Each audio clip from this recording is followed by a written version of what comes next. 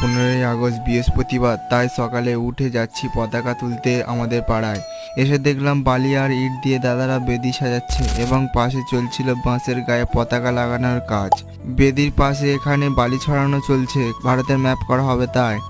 এদিকে বেদির উপর গেরুয়া এবং সবুজ রঙের আবির দেওয়া হচ্ছে, আর আমি এদিকে ম্যাপটার চারিপাশে সাদা চুন দিয়ে বর্ডার করে দিচ্ছিলাম। এরই মধ্যে বাঁশেতে পতাকা লাগানোর কাজ শেষ করে এবার বাঁশটা সঠিক জায়গায় লাগানোর কাজ চলছে। বাঁশটা লাগিয়ে এবার পতাকাটা প্রস্তুত করা হচ্ছে। এখানে বেলুন ফোলানো হচ্ছে সাজানোর জন্য। বেলুনগুলি ফুলিয়ে ঠিক এভাবে সাজানো চলছে। সবশেষে লাগছিল ঠিক এই রকম।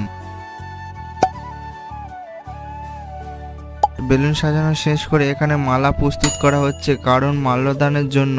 মালার কাজ শেষ করে এবার সবাইকে ইন্ডিয়ার ছোট ছোট ফ্ল্যাগ তাদের হাতে দেওয়া হচ্ছে। এবার আমাদের মেন কাজে চলে